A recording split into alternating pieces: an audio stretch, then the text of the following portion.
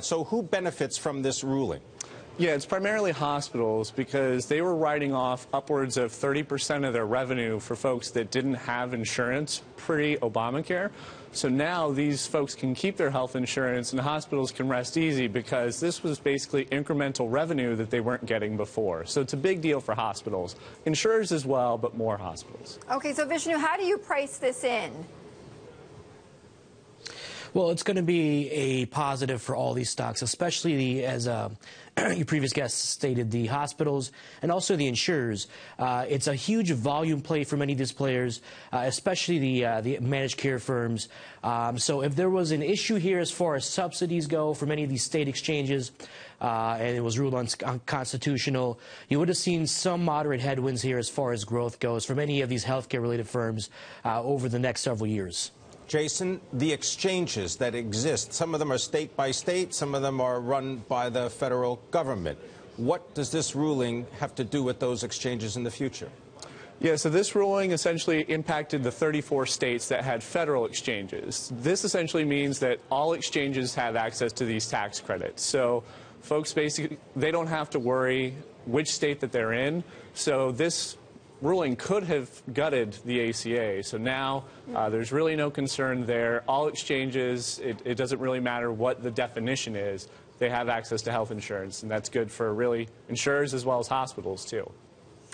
Vishnu, you know, as we've seen with this market reaction, I mean, pretty much all across the board green for any company related to health care. But, you know, outside of the short-term impact and removing that uncertainty, you know, what about the long-term holdings? Who's going to benefit in the long term, and where might the headwinds be from here?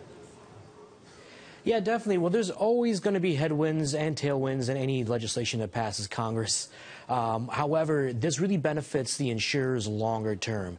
It's a good volume play for them. 30 million uninsured coming into the market gives them a huge amount of revenue stream. It may come in a lower level of profitability, so that's where the headwinds come in for many of these players. So the profitability for many of these plans will be a lot less than what they've done historically. However, from a growth volume perspective, given that the employer market has pretty much matured, it's a huge win for them. But again, I'll circle back. The hospitals went out 100% because they are able to have some reimbursement here finally for some of the uninsured folks they're going to service.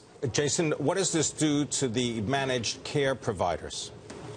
So basically, they can continue servicing their clients. So more consolidation in the industry? I mean, we've got the Cigna bid that's out there. I mean, does this mean that they're going to consolidate even more? Yeah, they could, because they don't have to worry as to, like you said, whether it's exchange plans or it's the individual markets. And for them, bigger is better. And it could also mean that they want plans in different states. And that's part of the reason for the Anthem Cigna bid. Are there any losers here at all?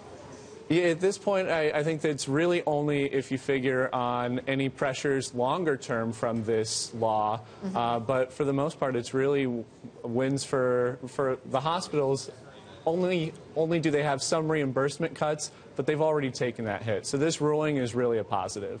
Vishnu, if you're the chief executive of a pharmaceutical company and you're looking for growth and worried about people trying to cap the amount of money that you make, is this a good ruling? It's pretty much neutral, I would say. They're still going to face some reimbursement pressure here moving forward, especially with the large size of the pharmacy benefit managers here. So you have Express Scripts, CVS, now United Health, playing a key role in terms of determining what the pricing is for pharmaceuticals. So that's outside of the ACA. The ACA will definitely, again, be a moderate tailwind for most of these firms on average, again, because you're bringing in a lot of uninsured and you're making sure that you're getting reimbursed at the end of the day for the services and products you provide to these uninsured. You have heard, though, Vishnu, that you know, the Republicans are not going to give up. They may revive this issue in 2016. So, you know, even though this seems overall like a benefit and that the issue is put to rest, I mean, it might arise again. So, is there a contingency plan here for that?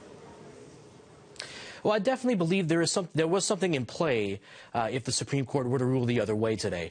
However, that doesn't have to come into factor anymore. Longer term, when you take a look at the political wrangling, the political back and forth, definitely when it comes down to the Supreme Court and the law, It looks like it's settled now. The only other issue could be if you have a Republican come into office here and try to repeal the law. However, the likelihood of that happening, I'm not a political analyst, but the likelihood of that happening is not necessarily that high.